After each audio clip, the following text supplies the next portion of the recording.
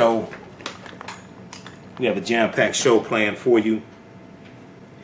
It is 4th of July weekend. 4th of July weekend. People have been shooting off fireworks all weekend. I'm sure you've been hearing that. So we'll deal with a lot of history once again on tonight's show. We'll deal with some current events as well.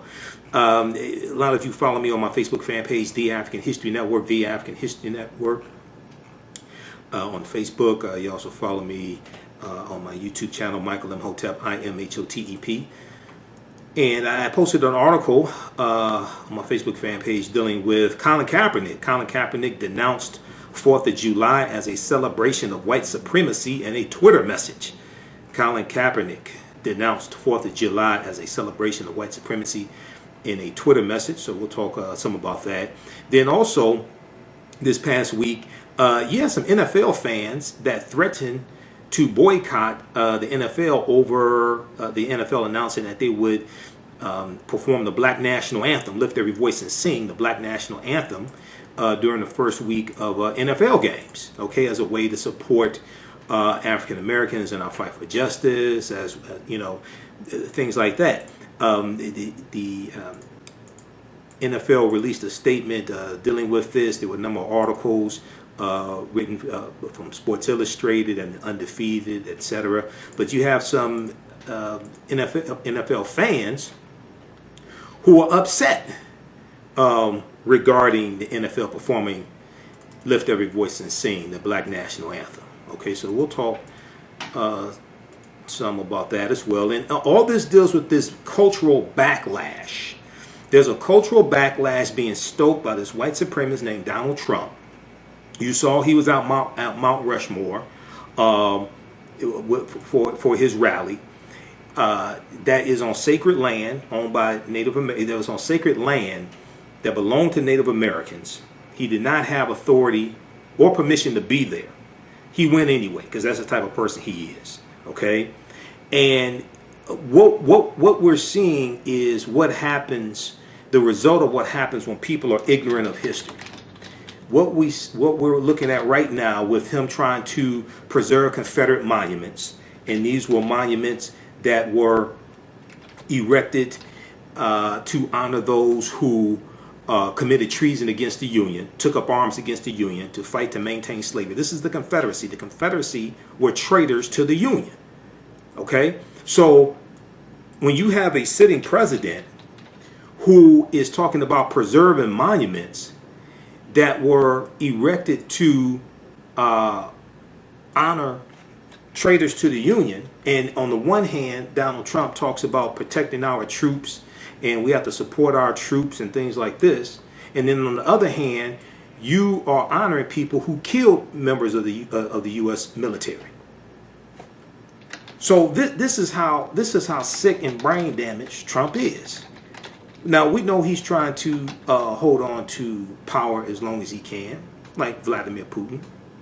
We know he's trying to rally his declining base, and he's using these cultural issues to do this, but he's on the wrong side of history, okay? And this is what a lot of people are coming to realize. Now, once again, Americans are woefully ignorant of history, and America needs a massive history lesson.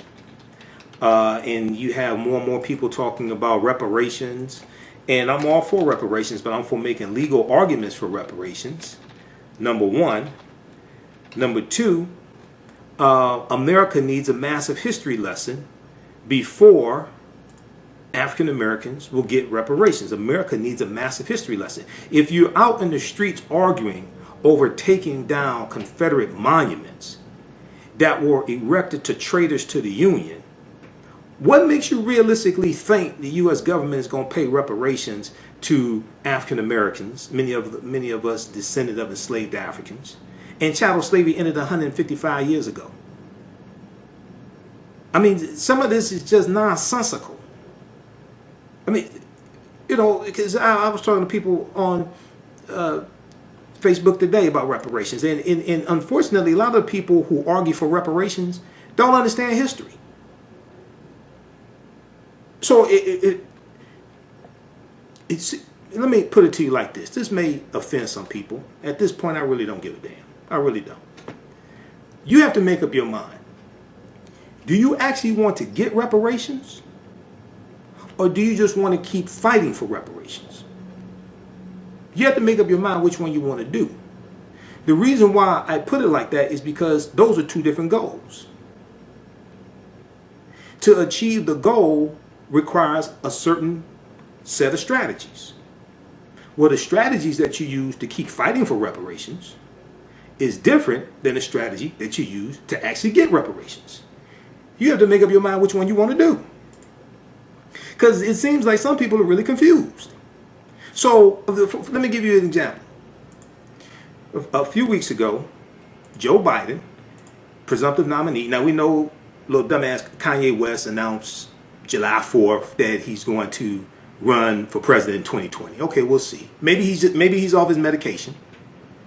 Probably so. If he actually goes ahead with this, he's going to get crushed. He's going to get crushed and humiliated if he actually goes ahead with this. But okay, go ahead. Okay. Now some people think, well, look, he's trying to help Trump get reelected. If he go, I'm telling you right now, Kanye, slavery sounds like a choice West. If he goes ahead with this, he's going to get crushed and humiliated. But you go ahead and play these little reindeer games if you want to. Joe Biden, about 3 or 4 weeks ago, did a conference call with the organization. I can't remember whether it's NAACP or not. He said he supported reparations for African Americans along with reparations for Native Americans. He thinks the two groups should get reparations. It was a conference call. Reparations came up. Now he talks about supporting HR 40 in his 22-page Black agenda, agenda for the African American community policies. On this show, for 6 weeks, I went down and broke down one of the 6 parts of his 22-page agenda. So he supports that. Okay? So I posted an article. Now, Washington Times has an article about Joe Biden saying this. And I posted an article about that. And you had a lot of African Americans who were offended. They were angry and said, why should our reparations be tied to Native Americans getting reparations? Okay? Do you want to get reparations or you want to keep fighting for reparations? Now, we've been trying to get reparations for 155 years. We've been trying to get reparations for 155 years. You have somebody who most likely will become president of the United States who says, hey, I support African Americans getting reparations as well as Native Americans. Native Americans are owed reparations. African Americans are owed reparations. So if you could tie the two struggles together and get reparations, what the hell is the problem? If you got a better chance of getting reparations for both groups, because you got people in Congress right now that don't even want to acknowledge a debt is owed to African Americans. You got a lot of white Republicans, some of them Democrats, who don't even want to acknowledge a debt is owed. If you can tie the two struggles together, the two histories together, and actually get something tangible, everybody want to talk about tangibles, then what the hell's the problem? Do you want to get reparations or you just want to keep fighting for reparations? Make up your mind so I know how to handle you. Because a lot of this stuff is just ridiculous. It's just, I was on a call because I'm doing some training for some nonprofit organizations, environmental justice organizations. I have another training coming up this week for another organization I'm doing. And I was talking to the coordinator because we're planning some more training. People like the information I provide a lot of history, law, things like this. There's a lot of activists who mean well but don't understand history, don't understand a lot of things. And I said, many of our people confuse activity with productivity. This is why when it comes to activists, a lot of them mean well, have good hearts, make tremendous sacrifices for the various causes. But we may have to come up with another term. Because a lot of people confuse activity with productivity. Those are two different things. Activity is just moving around. You can walk around in a circle or march around in a circle and have activity. Productivity is actually moving closer towards your clearly defined goal. So we'll deal with some things like that. But I find it interesting and really disturbing when you have somebody who is close to being president saying, I support what you've been trying to get for 155 years. And then you have a group of people who say, no, we don't. Why should our struggle be tied to Native Americans? What the hell difference does it make if it's going to help you? Do you realize how many white people in Congress have to vote on reparations? It has to go through, based upon Article 1 of the U.S. Constitution, that has to go through Congress. So it seems like some people just want to go through the motions, just want to keep fighting. So we'll talk about that. Then a study came out this past week. Black families pay significantly higher property taxes than white families. New analysis shows. Washington Post has a big article about this. Ali Velshi on MSNBC talked to Andre Perry about it. We have a clip dealing with that. The unemployment numbers came out this past week. Now, because of the 4th of July weekend, but I call it the 4th of July. You all know this, right? Ain't no future in you fronting. You know, I'm not from FLINT like MC Breed. I'm from Detroit, but you know, it's the 4th of July. That's what Dr. Shaka Musa Barashango called it. He was correct. So you had the unemployment numbers that came out. Now, normally the unemployment numbers come out on Thursday, 8:30 a.m. And you see I post about them on my social media platforms. And then the job numbers, job creation numbers usually come out the first Friday of each month, but because of the 4th of July weekend, they came out both on Thursday. 4.8 million jobs, quote unquote, created by the economy in the month of June. Okay? But most of those jobs are people being called back to work. 2.5 million or so, something like that, almost 3 million, were in leisure, hospitality, and restaurants and bars. The survey was done largely before a lot of these states have to start shutting back down and pulling back on opening up, because a lot of these Republican governors, Governor Ron DeSantis in Florida, Florida is hot. Florida is on fire. I mean, we're looking at, let's see, Florida, I think it was reported, I posted an article about this. Florida has 200,000 cases. Let's see here. Florida once again broke its record for new coronavirus cases, reaching at least 11,445 new cases on Saturday. And then we see that in total, I think Florida is at about 200,000 cases in total. The 13% jump in Florida from the last record now leaves the Sunshine State at more than 190,000 positive cases and 3,803 reported deaths. See, this is an example of what happens when you have incompetent leadership. Incompetent leadership in the White House and incompetent leadership as governor. I guarantee you, if Governor Ron DeSantis, I guarantee you, if Andrew Gillum had become governor of the great state of Florida, it'd be a different story. I guarantee you he would be a lot more responsible, and you wouldn't have, he wouldn't open up the state too soon. He would have closed down the state sooner and would be more cautious in reopening the state. Okay? But once again, this is an example of how elections have consequences. And a lot of our people don't understand things like this. Okay? This is what I'm talking about. This is an example. Now, more African Americans had voted for governor of Florida, voted for Andrew Gillum, we could have protected ourselves from this in the state of Florida. So when I deal with 6 principles of political self-defense, understanding how laws and policies impact the economic conditions of African Americans, see, these are things that I'm talking about. So this, a few years ago, they had the Vote or Die campaign.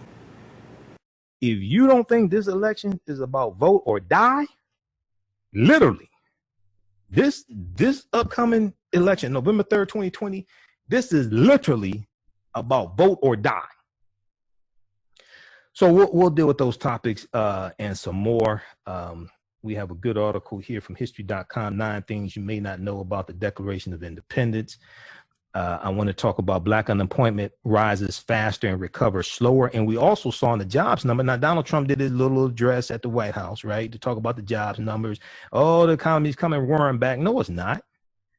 1, 2, he didn't talk about the fact that the unemployment rate for African-American men rose to its highest rate in 9 years. He just totally skipped over that fact. I wonder why. Why didn't Trump talk about that? We'll break that down as well. All right, we're coming up on the break list to the African History Network show right here on 910 AM, the Superstation of Future Radio. I'm your host, Brother Michael M. Hotep. We'll be back in a few minutes. Welcome back to the African History Network show right here on 910 AM, the Superstation of Future Radio. I'm your host, Brother Michael M. Hotep. It is Sunday, July 5th, 2020, and we are live. Hope everybody's doing well. Calling numbers 313-778-7600. 313-778-7600 is the calling number if you have a question or comment. And let's see here. Okay, we're also broadcasting on my Facebook fan page, The African History Network, The African History Network on Facebook. All right, now on the African History Network show, we focus on educating, empowering, and inspiring people of African descent throughout the diaspora and around the world, because right now it's corrects wrong behavior. What you do for yourself, what you do to yourself, and what you allow other people to do to you and get away with is based upon what you think about yourself. What you think about yourself is based upon what you have been taught about yourself. What you've been taught about yourself is based upon everything you've read, heard, and seen about yourself. So when you control the radius of a man's thoughts, you can control the circumference of his actions, because the mind can't do or teach what it doesn't know. Now, we deal with a number of different topics here on the African History Network show. We deal with current events, history, politics, education, economic empowerment, entrepreneurship, relationships, love, sex, health issues, and much, much more. Sign up for our email newsletter. Text the word Kemet, K-E-M-E-T. Text the word Kemet, K-E-M-E-T, to 22828 to sign up for our email newsletter. Also, visit our website, AfricanHistoryNetwork.com. AfricanHistoryNetwork.com. You sign up for our email newsletter there as well. All right, so we're broadcasting on our social media platforms, on our YouTube channel, Michael M. Hotep, I-M-H-O-T-E-P. Also, my Facebook fan page, The African History Network, The African History Network. We know that there was a controversy this past, what are the number of controversies? Now, okay, 2 controversies. One, that was one of many this past week. So Minister Farrakhan did a 4th of July broadcast. It was aired on Revolt TV. It was also live streamed. We shared the live broadcast on our Facebook fan page, The African History Network. So you can check it out there. You also go to revolt.tv, revolt.tv. They aired it there. Okay, I'm going to go back and watch this in its entirety. It's some interesting, some few historical inaccuracies that I caught, but we'll go back and listen to the entire thing. Another civil war broke out this past week on social media, and had to do with Cass Technical High School.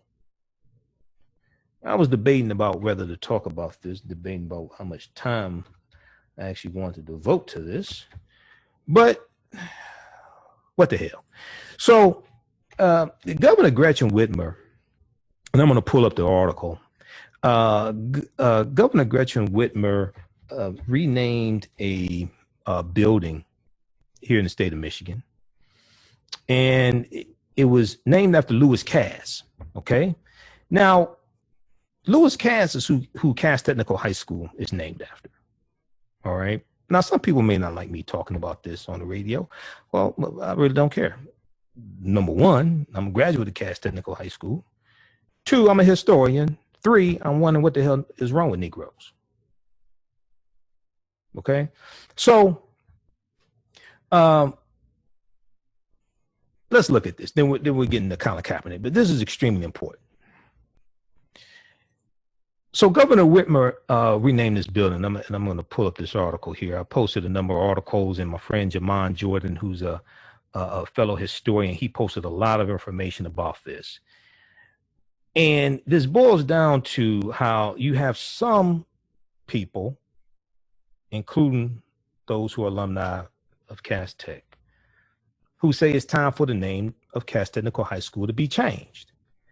Because Cass Technical High School is named after Lewis Cass, who one was a slave owner. Now, some people make the argument, well, he only owned one slave, but he was a Secretary of War for one of the biggest white supremacist presidents in history, not Donald Trump, but President Andrew Jackson, who Donald Trump idolizes. Imagine that. And not only that, but he helped to initiate the Indian Removal Act of 1830. He helped to initiate carry out the Indian Removal Act of 1830. Now, the Indian Removal Act of 1830 was signed by President Andrew Jackson.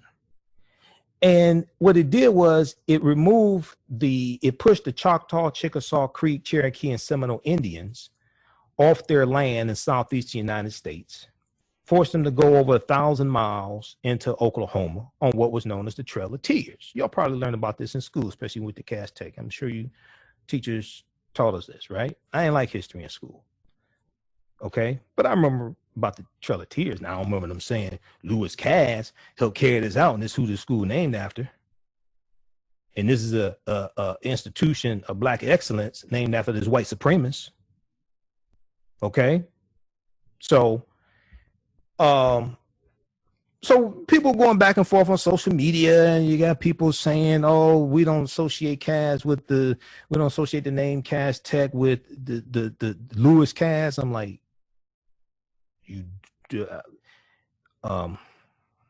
okay.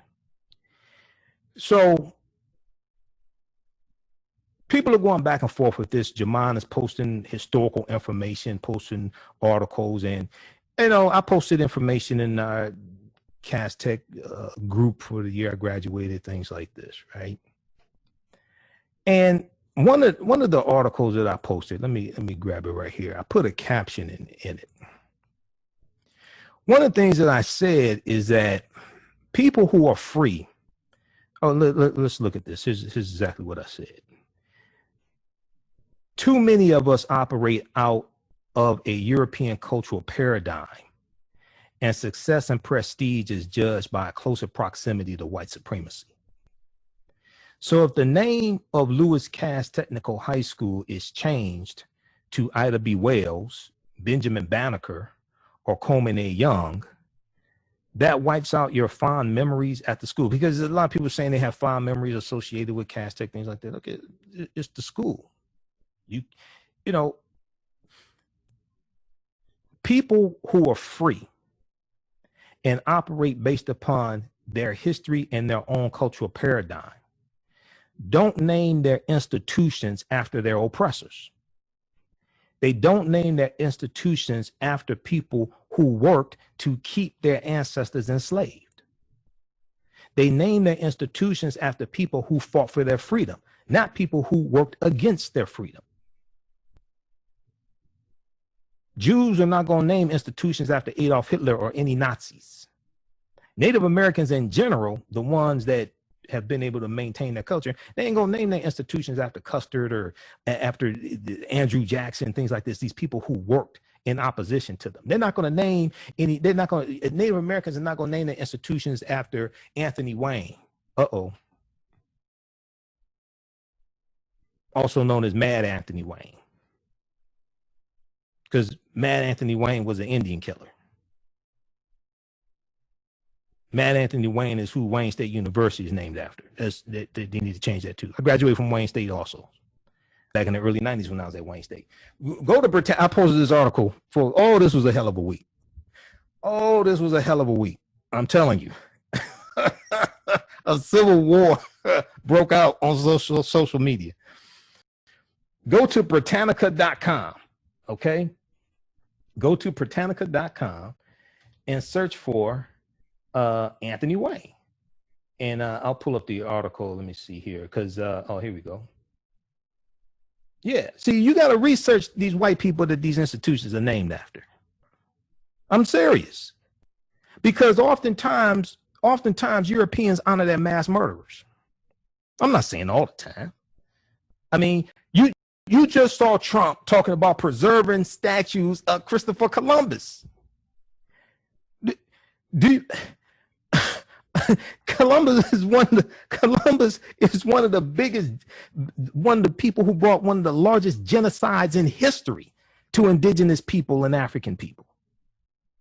And what's interesting is Columbus never came to this land we call the United States of America. I don't know how many people actually know this. The closest Columbus came here is Cuba, which is 90 miles away. So while there was I think the bust is still there. Now let me just say this from the start. From the beginning, you've heard me say this before. I've said it over and over and over again. I'm totally against defacing these statues, defacing Confederate monuments, defacing Columbus statues. I'm totally against people taking it upon themselves to destroy and take down these statues. I'm totally against that, because I'm telling you, if they do that to a statue of Octavius Cato in Philadelphia, or to the new statue of Rosa Parks in Montgomery, Alabama, or any of these other statues honoring African-American heroes, people are going to be really pissed. I'm saying, well, wait a second, hold on now. Well, okay, now I understand Confederate, quote unquote Confederate heroes committed treason and stuff like that, but I'm saying, wait a second. I'm for the city council, the governor, I'm for them to be properly taken down and put in museums. I don't call for them to be destroyed. All those statues, they should be preserved and put in museums, because that history has to be taught. That history is not being taught, which is one of the reasons why you had this chaos now, because people are ignorant of history. So I'm totally against it. Even Andrew Jackson, as big as a racist, white supremacist he was, I'm totally against those statues being destroyed and people just taking upon themselves to take that down, because what stops white supremacists from attacking our statues and taking them down? Oh, Rosa Parks broke the law when she refused to give up her seat on the bus. So see, people don't understand how this stuff cuts both ways. Now, with that being said, if we look at Anthony Wayne, how much time? Okay, let's see where we are coming up on a break. And why isn't this going forward? Hold on. If we go to Britannica.com and look at search for Anthony Wayne, right? So Anthony Wayne was the Anthony Wayne's who Wayne State University is named after. Let's see, look at article. Why isn't this coming up? I'm going to have to pull this up somewhere else. Hold on.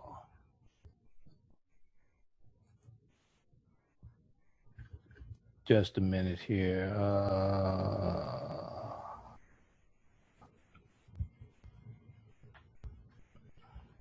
Okay, I'll have to pull this up on another computer. We'll come back to Anthony Wayne. So let me go here with this. We're talking about Cass Tech, because they're connected. Okay, Cass Tech and Anthony Wayne are connected. A lot of times, African Americans have been taught to honor these European heroes that worked against our ancestors and worked to keep us in bondage or keep us oppressed. So I go on to say in this post, because WXYZ.com Channel 7 had this article, Cass Tech doesn't plan on changing its name. Okay. So I go on to, so I say too many of us operate out of a European cultural paradigm, and success and prestige is judged by closer proximity to white supremacy. So if the name of Lewis Cass Technical High School is changed to Ida B. Wells, Benjamin Banneker, Holman A. Young, that wipes out your fond memories at the school. You would rather have the school named after a white supremacist who worked to oppress us and Native Americans than one of our ancestors who worked to free us? I said, what kind of black excellence is that? Because when I was at Cass Tech, we were taught to be leaders. We were taught African-American excellence, black excellence, and taught to be trailblazers and all this stuff, right? Okay, well, I mean, what happened to that? I said, this is an example of what happens when people don't understand history and will rather honor their oppressors as opposed to their own ancestors. We need new people on the school board, because one of the school board members graduated from CAS. I'm not going to call her name, but one of them said she didn't want to change the name and all this. So this all sorry sob story, all this nonsense. And unfortunately, you know, a lot of us suffer. I'm not calling any names. I really am not. But a lot of us suffer from this type of dedicated ignorance.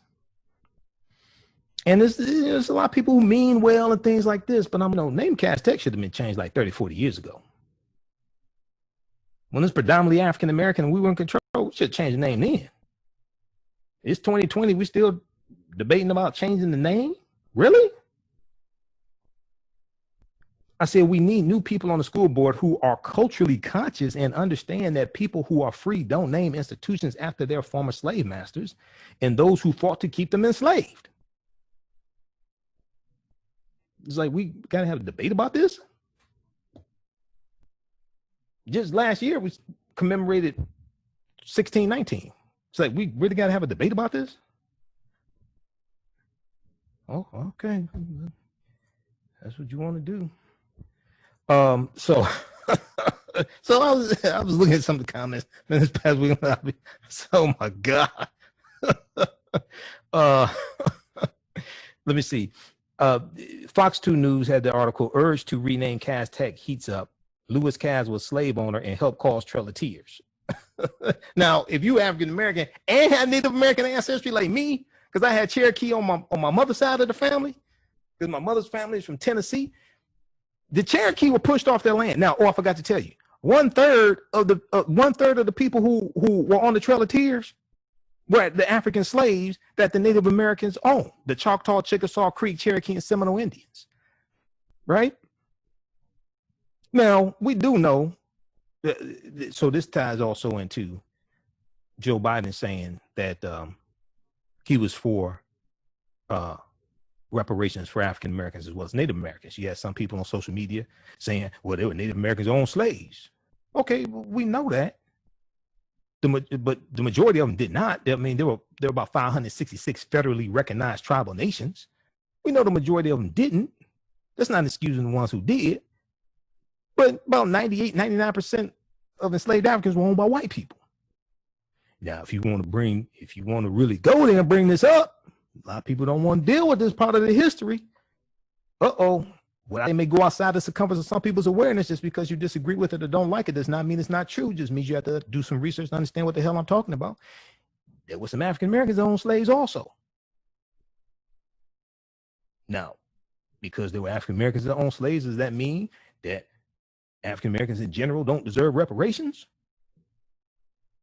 See, now you got to be careful, because this cuts both ways. I'm trying to explain this to you. This cuts both ways. So if you read Dr. Henry Louis Gates Jr. did a good article, and I disagree with him on some things, but he does do some good research. I read dozens of his articles. There was an article that he wrote for theroot.com a few years ago, because he did this whole series, 100 Amazing Facts About the Negro, okay? And we're coming up on a break in about 17 minutes, I think, something like that. 100 Amazing Facts About the Negro. So what he did was, each week for the Root, and I'm not a big fan of the Root, y'all know that, but they do have some good articles here and there.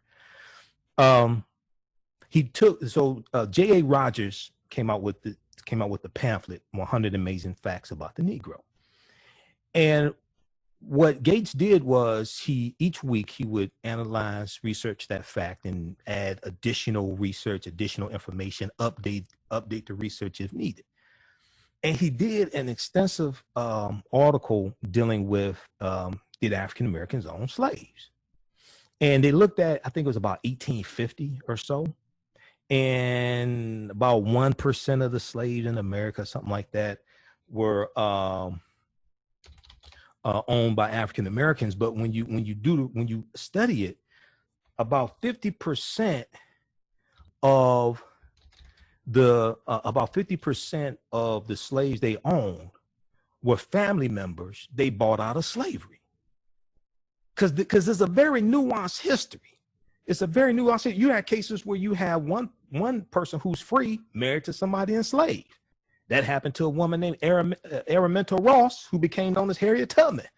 Her husband, John Tubman, was free. She was enslaved. So you have a very nuanced history. A lot of times people really try to simplify history. The history is not simple. It's not at all. Depending upon the region you're talking about, depending upon the time period you're talking about, what laws were in place, all the states didn't have all the same laws, and states start getting rid of slavery at different times. 1787, when the Constitution was signed, 5 states had already abolished slavery, either abolished it all the way, like Vermont, which abolished it July 1777, or they stopped the international transatlantic slave trade. Okay, or they're on the way to abolishing it, like Pennsylvania, Massachusetts, Pennsylvania, things like this, Connecticut. So you're dealing with a nuanced history. All the states, all the colonies didn't have slavery all at the same time, meaning, you've heard me talk about this before, August 20th, 1619, codified slave laws didn't exist in any of the 13 colonies. That's something that's going to evolve. The first colony to have codified slave laws is Massachusetts in 1641.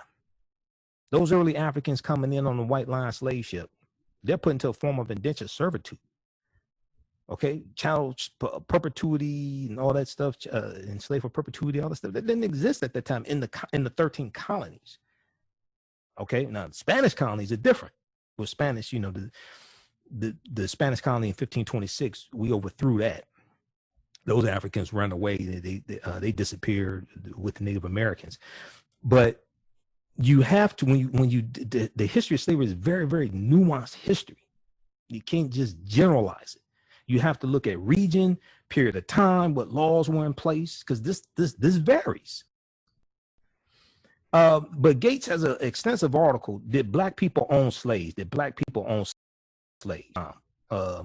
March 4th, 2013.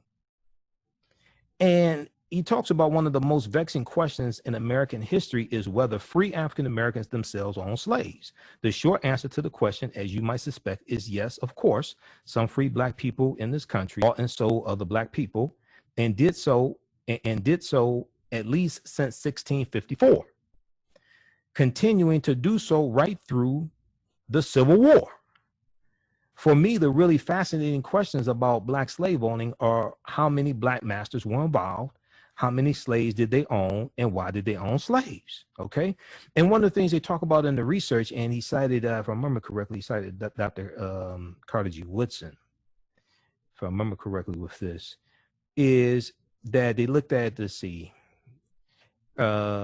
known world of free Black slave holders. How many slaves did Blacks own? So what do the actual numbers of Black slave owners and their slaves tell us? In 1830, the year most carefully studied by Dr. Carter G. Woodson.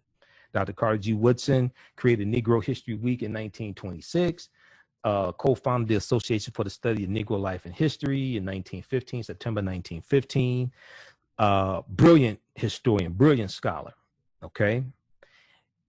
In 1830, the year most carefully studied by Dr. Carter G. Woodson, about 13.7%, or 319,599 of the Black population was free. Okay. So in 1830, there were 319,599 African Americans in this country. 13.7% were free. Okay. 1830. Of these that are free, 13.7%, 3,776 free Negroes own 12,907 slaves. Okay.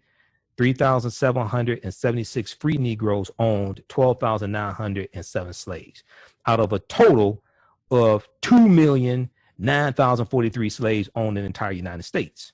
So the numbers of slaves owned by African Americans overall was quite small by comparison with the number owned by white people. Okay, so we know the overwhelming majority, damn near 90%, 99%, were owned by white people. But you did have some African Americans that owned slaves. The overwhelming majority of slaves were owned by white people. You did have some Native Americans that owned slaves.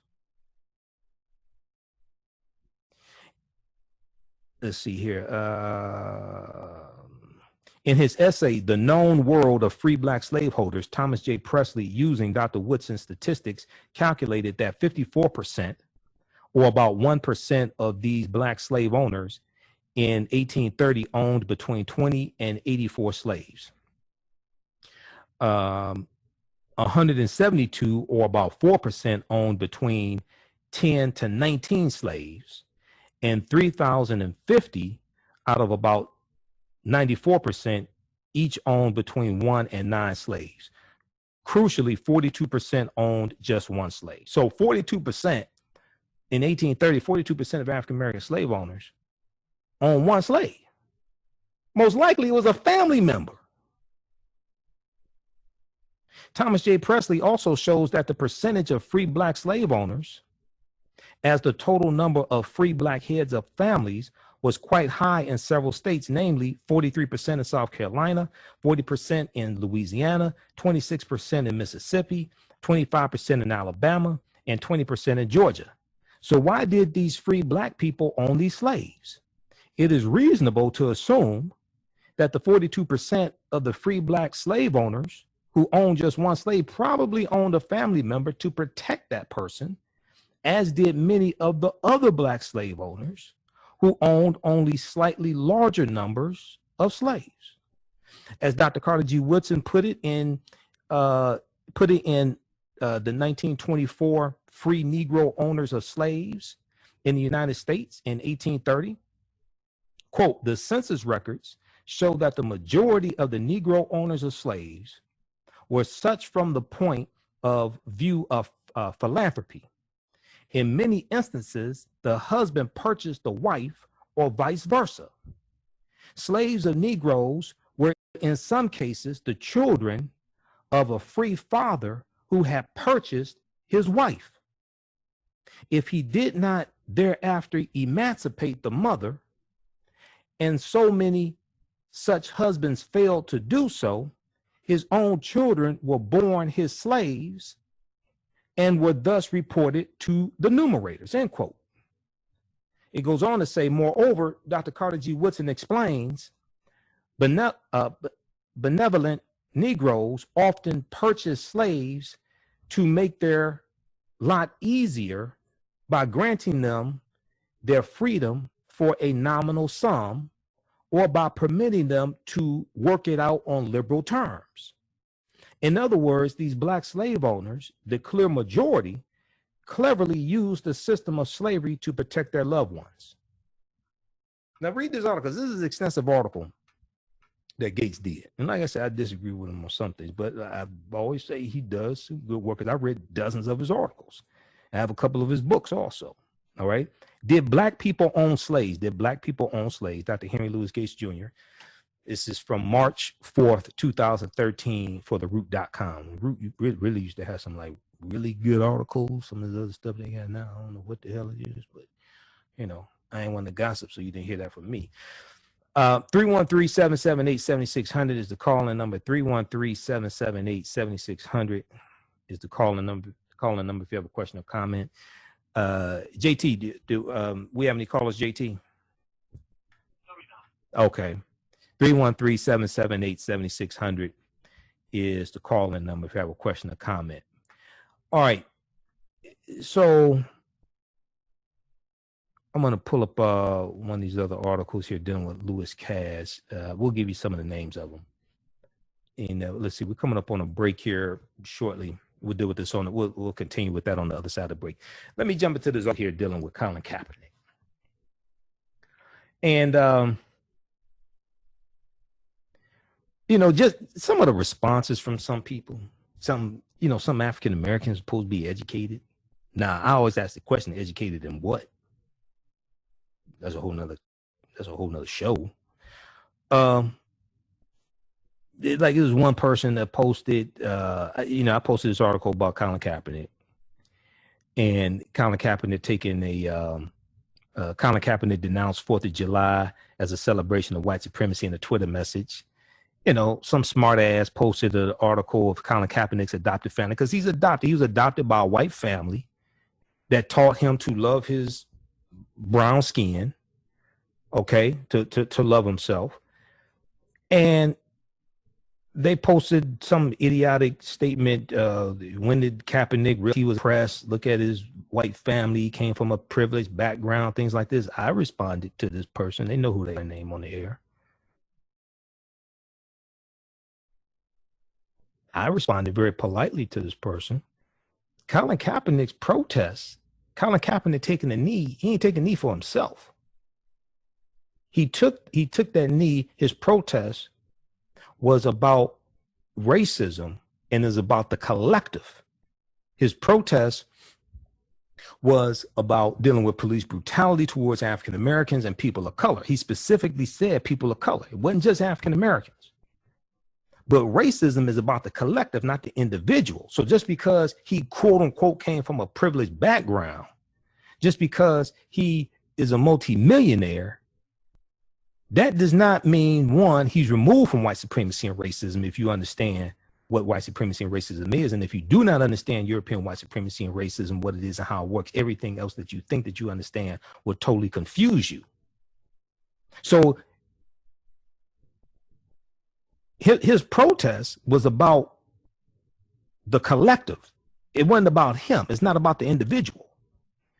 And oftentimes people make this mistake when they see an athlete, they see an entertainer, they say, why are you speaking out about oppression? Why not? They have the 3 F's: fame, fortune, and a following. They have fame, fortune, and a following. When they speak, people listen to them. They have a following, and they have money to put behind their words, put behind their actions. So why wouldn't they do something like this? Do you ask white people you ask white celebrities that support Donald Trump why you support Donald Trump? So I find it interesting when you have African American celebrities who try to speak up for their people. You got other African Americans who say, well, how can you speak out on oppression? You're wealthy. Racism is a system of advantage and privilege distributed based upon race. Racism occurs when one race of people control the majority of the wealth, power, resources, benefits, privileges, land, access to education, access to opportunity, media, health, access to health care, etc. And they use that to marginalize, subordinate, and do harm to another race of people. So just because you're a multimillionaire, just because you're an athlete or something, that doesn't mean you don't experience racism. And you don't have to experience racism to speak up about it on behalf of your people and other people who experience it. So too much is given, much is expected. All right. So if we go to this article here dealing with Colin Kaepernick, Colin Kaepernick denounced 4th of July as a celebration of white supremacy in a Twitter message. Ex-footballer Colin Kaepernick, in a message posted on Twitter, denounced 4th of July as a celebration of white supremacy. Black people, he said, black people have been dehumanized, brutalized, criminalized, terrorized by America for centuries, and are expected to join your commemoration of independence, he wrote. Now, he sound like Freddie D. He sound like Frederick Douglass. He said, what to the Negroes your 4th of July? So Kaepernick defied NFL authorities to launch a wave of protests against police brutality in 2016, kneeling while the national anthem played before games. The NFL banned the protest, but has, in the wake of George Floyd demonstration, has backtracked. They came out in the midst. So Roger Goodell did this video, admitted that the NFL was wrong, but he didn't apologize to Colin Kaepernick. He admitted the NFL was wrong on the stance of the protest, taking the knee and all this stuff, but he did not apologize to Colin Kaepernick, which he should. Taking the knee has now become a global gesture of protest against racial injustice. Okay. So in a message posted on Twitter, Colin Kaepernick wrote, quote, black people have been dehumanized, brutalized, criminalized, etc. Now, he shared a video of actor James Earl Jones reciting Frederick Douglass's 1852 speech, What to the Slave is the 4th of July, over images of America's history of racial brutality, including pictures of slaves and KKK members. Now, the speech by Frederick Douglass, former slave, abolitionist, and orator, questions the hypocrisy of Americans celebrating independence while millions were enslaved, on plantations. Okay. James Earl Jones, in his reading of Frederick Douglass' speech, said, quote, "Fellow citizens, pardon me. Allow me to ask, why am I called upon to speak here today? What have I or those I represent to do with your national independence?" James Earl Jones went on to say, "Are the great principles of political freedom and of natural justice embodied in the Declaration of Independence extended to us? This 4th of July is yours, not mine." Now, Colin Kaepernick's reflections on the meaning of Independence Day celebrations follow the most sweeping U.S. protests against racism for generations. Across the country, people have taken to the streets to protest against the killing of George Floyd at the hands of a white police officer and demand action against systemic racism. Okay, now the former San Francisco 49ers player, let me know how much time we have before the break, JT. Okay, we'll continue this on the other side of the break. Listen to the African History Network show right here on 910 a.m. the Superstation of Future Radio. I'm Michael Imhotep. We'll be back in a few minutes. Welcome back to the African History Network show right here on 910 a.m. the Superstation of Future Radio. I'm your host, Brother Michael Imhotep. It is Sunday, July 5th, 2020, and we are live. Calling numbers 313-778-7600. 313-778-7600 is the call-in number if you have a question or comment. 313-778-7600. Okay. All right. So right before the break, I was sharing this article dealing with Colin Kaepernick, and Colin Kaepernick talking about the 4th of July, and he called it a celebration of white supremacy in a Twitter message. Okay. So we're dealing with some of this history, laying this history out. Okay. And how's everybody doing on watching us on YouTube? Michael Imhotep, IMHOTEP on YouTube. Now, also, if you like this type of information, you could donate to the African History Network, $ the AHN show through Cash App, $ the AHN show through. Okay, here we go. $ the AHN show through Cash App. If you like this type of information, you can also donate $ the AHN show through Cash App or paypal.me/the AHN show through PayPal. Okay, or at our website, AfricanHistoryNetwork.com, AfricanHistoryNetwork.com. Click on the yellow donate button right on the homepage. And all of my DVD lectures are available at our website, AfricanHistoryNetwork.com as well. And some of my online classes and things like that are available at our website, AfricanHistoryNetwork.com. We have orders shipping out this week. Okay. So, let me go back to the article here. This is from Yahoo News, news.yahoo.com, dealing with Colin Kaepernick. And it ties into